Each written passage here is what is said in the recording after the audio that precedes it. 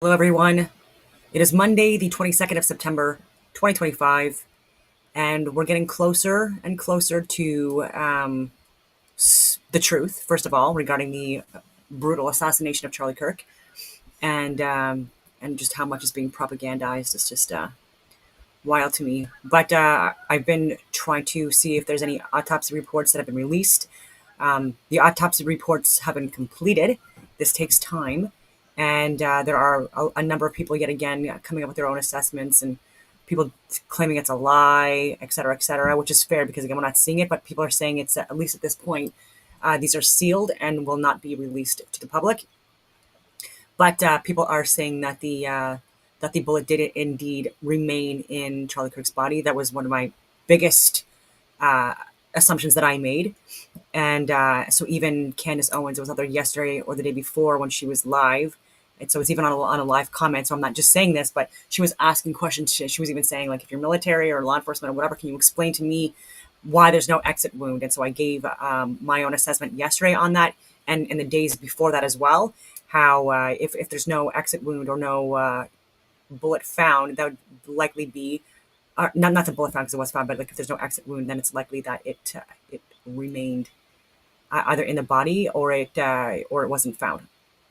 Could have like ricocheted off somewhere and just again that the likelihood of that with the teams that they had doing all the cordoning off and securing and searching the area and the investigations were thorough despite what people say, and the response was immediate for the people that they had, the resources they had on hand, and then the response of people to establish a secure cordon within minutes of what happened.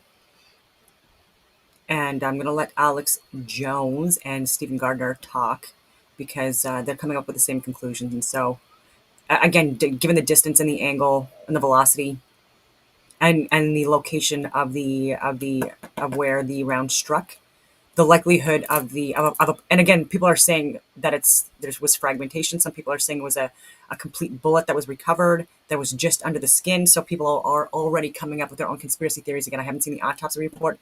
I haven't even seen more than like 5-10 minutes of the podcast with Alex Jones and Stephen Gardner, but I want to watch it with you and see what they have to say. Where is it here? Here we go.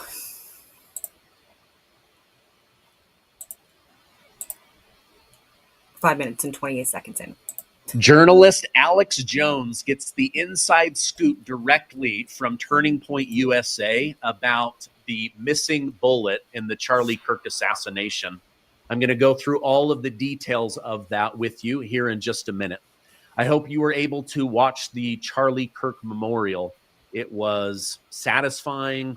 It was deeply spiritual. There was forgiveness. It was really, really an incredible thing. Also, President Trump is preparing to go hard on Antifa, and I'll share more details about that with you. Now, I'm going to be honest. Some of the details from Alex Jones that we will walk through together are gory. They are horrifying, but he does an excellent job of explaining this mystery bullet, right? Now, I've been saying, why is there no damage blowing out the backside of Charlie Kirk's head? Why was there no blood mist? How come the banner behind did not have any blood or a bullet hole? Then we have Candace Owens saying she exclusively saw a video from the camera behind Turning Point USA Charlie Kirk, and Turning Point allowed her to see it. She says there's no bullet hole, there's no gore, there's no blood, right? Well, now the details are coming out that the bullet is exploded inside of Charlie Kirk's body. Whether they've recovered it or not and sent it off for analysis or over to Quantico, I don't know the full details on that, but I do know the details of what is going on with this. And Alex Jones was able to get those exclusive details. Let me go ahead and share that with you guys now, and then I will react to it. I got a call last night from Jack Posobiec, and he says, yeah, we see your viral post from an hour ago where you're quoting the TPUSA spokesperson, who, by the way, is a big fan of yours. You've met him, you've hung out with him, had dinner with him, Andrew Colvin, where he's quoting the surgeon that attended to Charlie when he was brought in, and he didn't want to give the details out. So I understand how it looks a little weird. The bullet didn't go through. You need to call him. So I call him, and he goes, listen, I don't want to give the details out. I said, well, I can't help it if I'm explaining. He goes, okay, fine, but it's really gruesome. And he said that. By the way, keep in mind, I'm going to share what Alex Jones had to say, what Turning Point USA has to say. He's now going to explain what the surgeon who worked on Charlie Kirk and his destroyed body and neck had to say. I'm also going to tell you what Erica Kirk had to say after seeing her husband's body. Again, he's being shot from down an angle.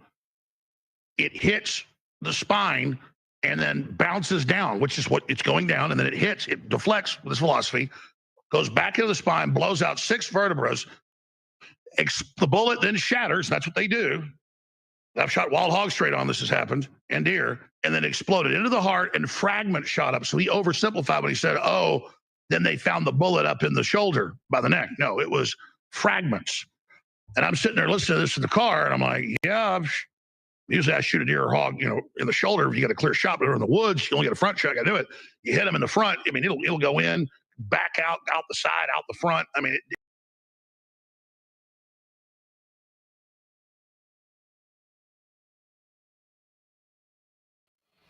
Sorry, I got bounced out again. It's been raining all day, which is why I'm doing more research in the office. And there are no official reports out yet that I've seen that can corroborate what Alex Jones is saying, like his description of the events.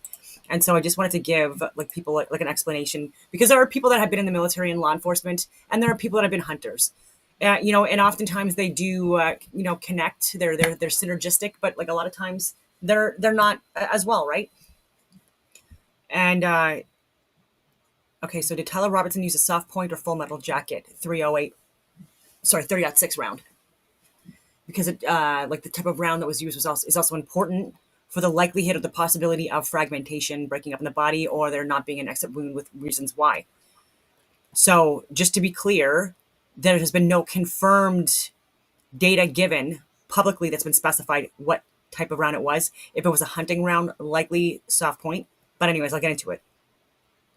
So court documents and FBI statements confirm Tyler Robertson used a 30-06 Springfield round from a Mauser Model 98 bolt-action rifle to fatally shoot, murdered, assassinated Charlie Kirk in the neck at approximately 180 meters away.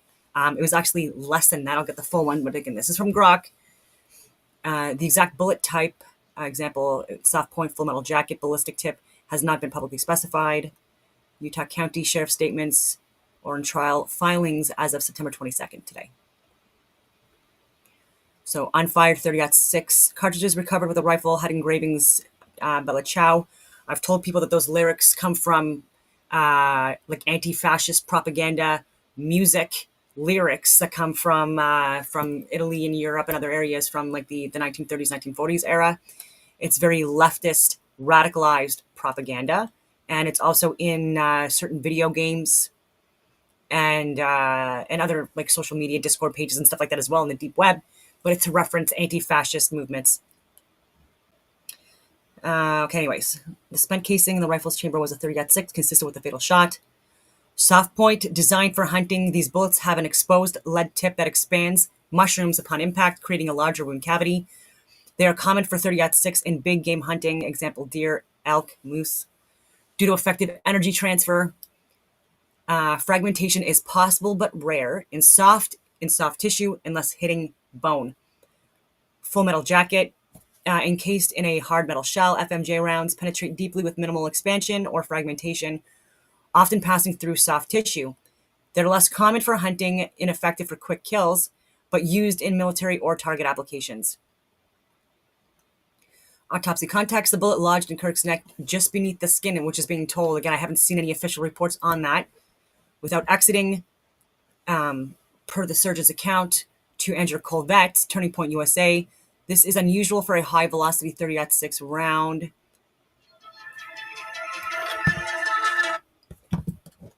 Okay, soft point might expand significantly in the neck's dense tissue, arteries, muscle, bone, potentially lodging without fragmenting if it loses energy quickly. So there's no reports mentioned from Grok. Again, Grok is wrong often too. Like he was even wrong about today's date at one point today, and I had to go back and forth a little bit. But okay, so to assess fragmentation, we need to consider the distance. Approximately 200 yards was actually less than that.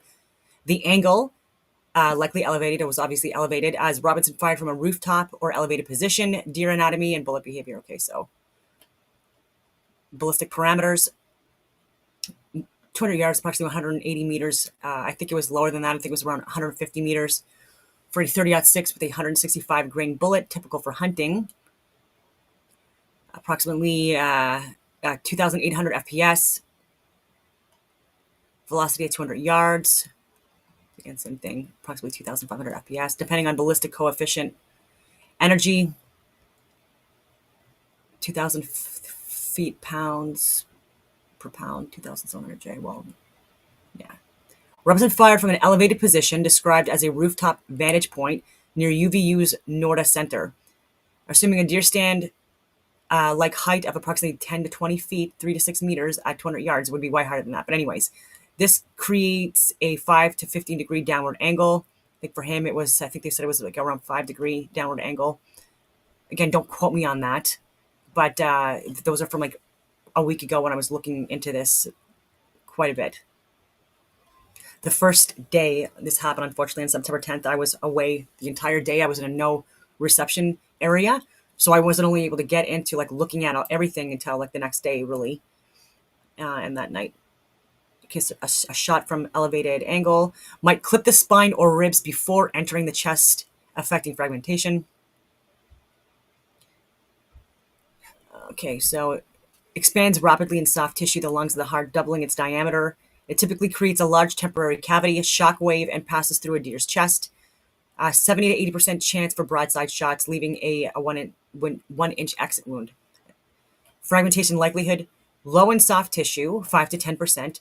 If the bullet hits bone, example, rib, spine, due to downward angle, partial fragmentation is possible, 20 to 30%. So it's still high. It's not rare, but it is 20 to 30%. Fragments may scatter 1 to 2 inches around the wound track, increasing tissue damage but not exploding. Premium soft points, nozzle partition retains 70 to 90% of mass with minor fragments. Like his was like an old hunting round.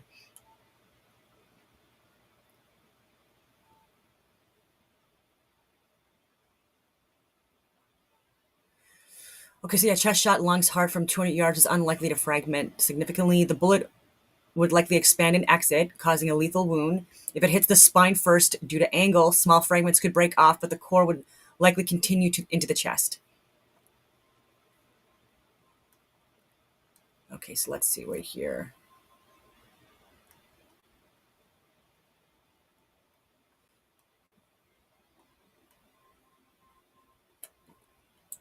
Yes, the possibility is there, 20 to 30%.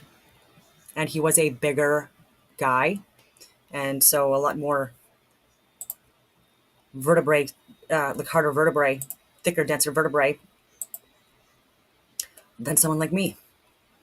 But again, I'm going to reiterate, these have not been officially corroborated or confirmed yet. But I'm watching this with you.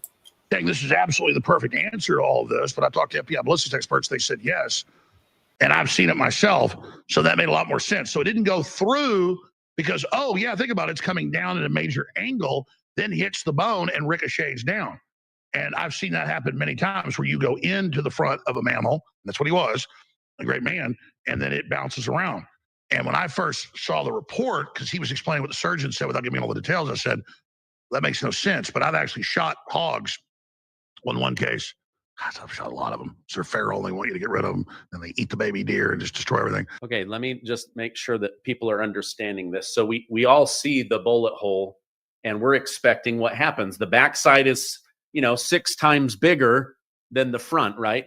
But because it was an upward angle and Charlie Kirk is still in the process of leaning backwards, it hits and it goes into his spinal cord and it literally takes out 6 layers of his spine. Boom, boom, boom, boom, boom.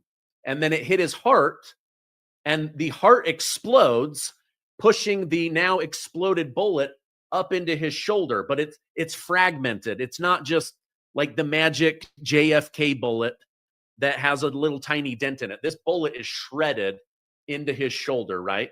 So it takes out 6 layers of vertebrae, the heart. This is also why you didn't see blood squirting to the beat of his heart. You saw a massive gush come out onto his shirt and his shoulder. I told you guys this was graphic, so I hope this isn't too much for anybody. So that's what's going on. So there is no exit wound. There's no blood splatter. There's no blood mist. There's nothing on the banner, and there's no bullet hole. Let's keep going with Alex Jones here. I probably shot 90 or more. I was trying to think about it. Wild hogs. I've shot little ones, big ones. Biggest I ever shot was like 400 pounds. Shot it at about 300 yards or so, straight on, because it came out of the woods, was turned. I was afraid it was about to go back in. I wanted a side shot, but I shot it. He's going to make a shoot point it right here in in the a minute. face. Said it went right under the neck. And that was a 300 Win Mag, very similar to a 30-06, a little more powerful, but basically the same.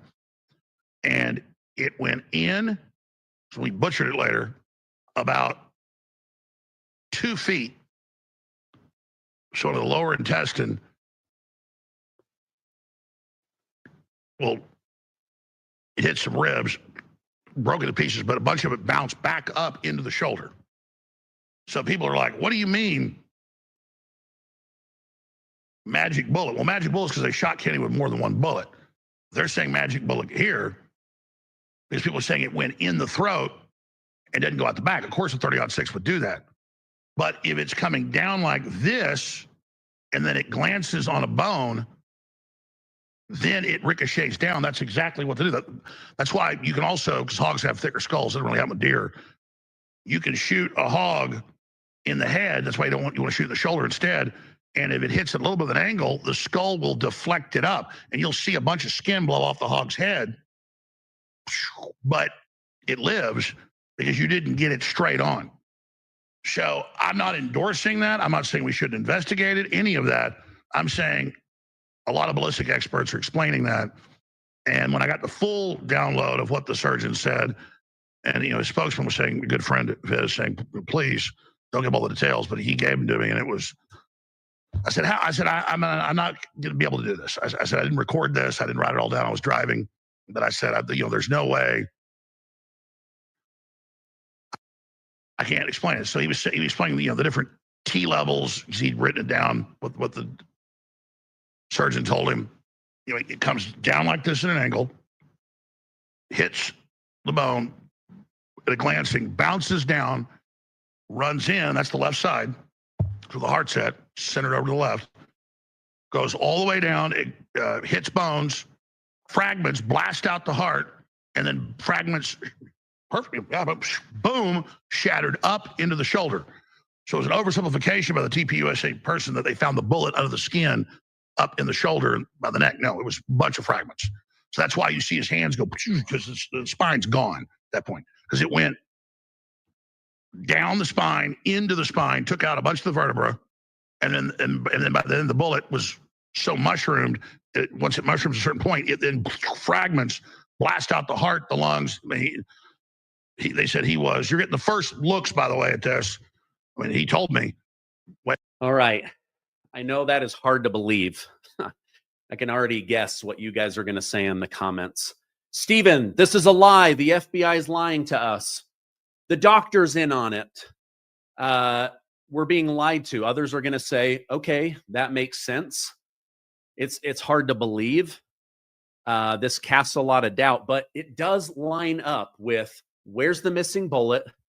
Why was there no blown out back? Why is there no blood mist? Why there's no blood on the banner behind him? Why there's no puncture hole? But I'm just being honest with my audience. It's hard to believe, right? So, for example, this is the bullet that the majority of police officers in America use when they're patrolling. This is a 30-06, just for comparison. Oh no, let's see. There we go. Look at the difference in that. 2,400 feet per second. Everything that happened to Charlie Kirk, it's all happening in less than a second. It goes in, pop, pop, pop, pop, pop, pop, pop, 6 layers down, explodes the heart, which is over the left side, right? Your left lung is a little bit smaller to hold your heart. And then it shatters up into his shoulder. Lots of fragments in the shoulder. Now, I've talked to hunters, and they say, yes, when you shoot an animal, it typically goes through, but a bullet looks for the path of least resistance. I've had people say they shot it and it goes in and it comes out the back or down through a leg. It can go wild. And if this hit bone and then shattered through 6 layers of vertebrae, I'm just telling you guys what I'm hearing. All right. Now, to further add to this, now you can understand why they sat on this story for 11 days. I'm sure they were like, we can't explain it and nobody's going to believe it, but this is what happened. And this is going to come out in the coroner's report. This is going to come out in the autopsy report. They're likely holding that until the trial, but they may release it to the public because it's not going to affect whether Tyler Robinson pulled the trigger or not, right? But yesterday, Erica Kirk, the wife of Charlie Kirk, she did an interview with the New York Times where doctors pled with her, please do not go see your husband. His neck and his body are very, very damaged. You do not want to see this. There's a lot of blood. And she said, I want to see my husband.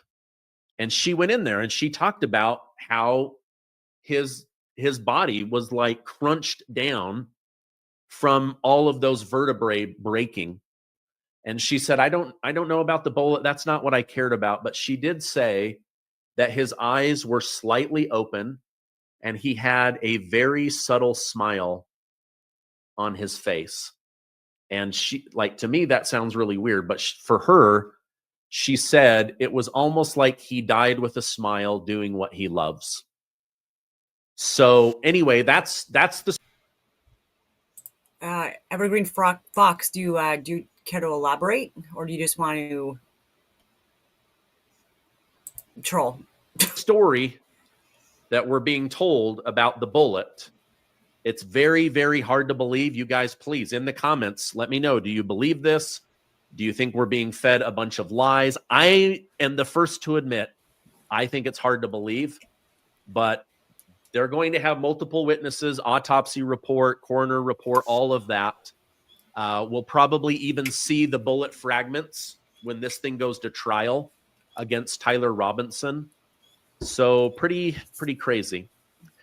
Now, I absolutely loved the Charlie Kirk. See, I'm trying to cover serious topics because there's a lot of theories out there that have been debunked or that really put people on the wrong path or that fuel further conspiracy theories that are not based on data.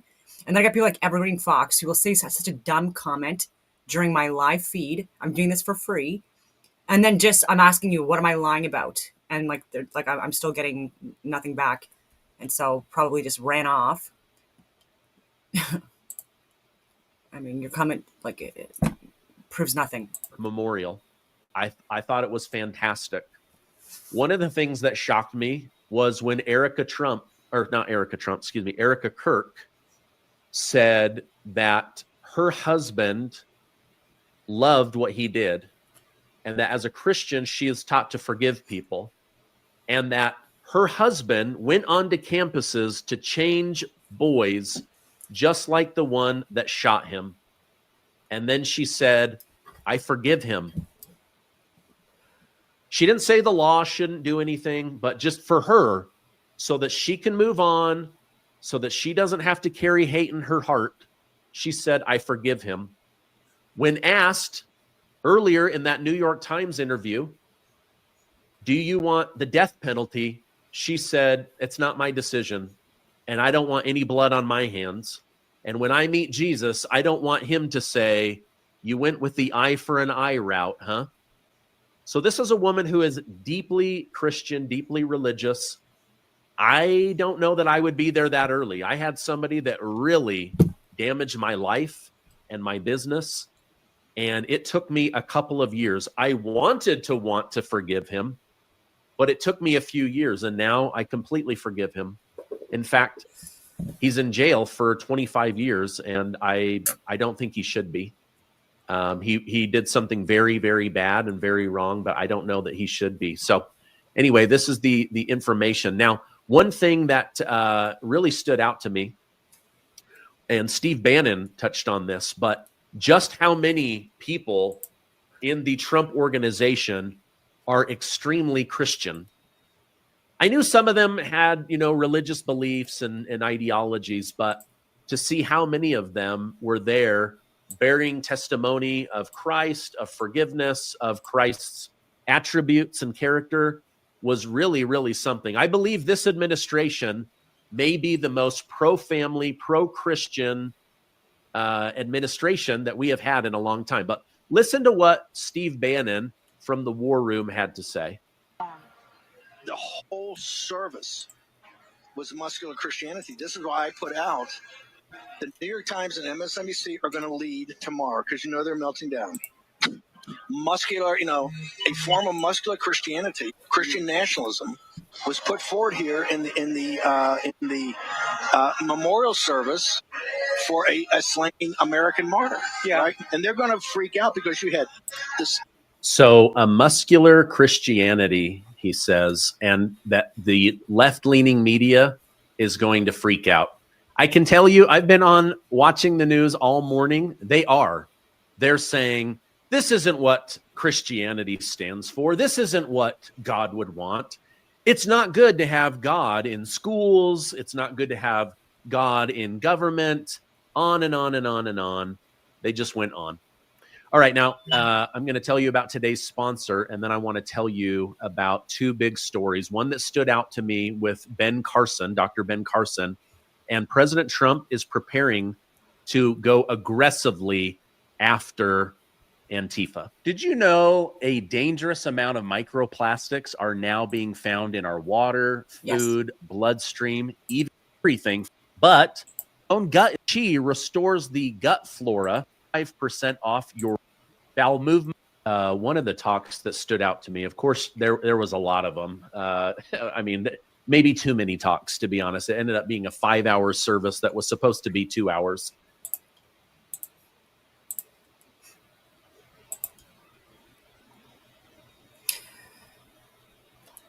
Don Lemon was saying some things that were just so, again, so divisive. It's so polarizing. It's just so ridiculous that Christians are being painted as Nazis, and it's just like a very typical default that people use. Wrong button yet again. Okay, so I want to get into some of my Instagram stories here. Controversial, because I think that Stephen Gardner is just going to be talking more about the memorial service. And I wanted to share some controversial stories that I posted after my video this morning.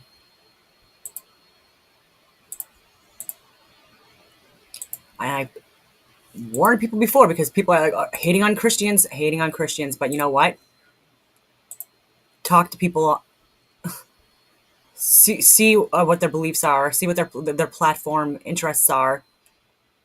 Okay, so this is from a guy that said, when I was an extreme Islamist fundamentalist, I would only vote left.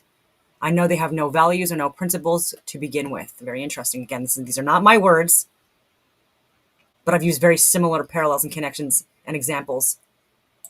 Extremist, Islamist, fundamentalist, I would only vote left. Why is that? I saw them as very stupid. I would fear the conservatives because they come with principle. That's not someone they can brainwash. But the left, I know they have no values and no principles to begin with. I dare you to find one Islamic extremist that votes for Donald Trump. Never do it. They'd give their vote to the leftist who wants to run around in pride parades. And Islamic extremists are against gays and homosexuals and transgenders, but they want the left to go and get busy with that. They want them, go speak about the climate, go speak about abortion, go kill yourselves, go do that. And she's fighting for abortion rights and all the other. My body, my choice. Yes, go do that. Go do it. But would she have an abortion? Never. Never. Would she kill a Muslim in her stomach? Never. What is the fundamentalist and jihadi agenda for America? The future of America. And so this is what, again, that's causing so much division. Like people that are conservative that are saying, like a lot of people coming in that are voting liberal, they're not even liberals. And they're actually, their views, I'm not saying everyone, but a lot of people do not have compatible ideological views as Canadians that are aligned with our culture. And they will vote with the left because they would rather vote for people that they believe that they could, they'll be the first in line for them to target, by the way, if they did take over Canada. I'm talking about radicals or people that follow Sharia law, etc. And yeah, and they know that the Christians speak out more against people that try to overtake our religion, historically speaking, like historically. And yeah, there's no way around it. We need to talk more with each other, having open, peaceful dialogue. And we need to learn from examples that we see in Iran, where even in the 60s and 70s, when it was more westernized, they thrived. They were in a way better position than they are right now, especially women and children, and people of other religions and faiths. And the same thing in Afghanistan as well. Like, these were countries that were starting to be more developed, and people at all levels had a better quality of life. And it's a slippery slope. So anyways, on that note, I will leave it at that. And I hope that everyone has a wonderful rest of your day or your night.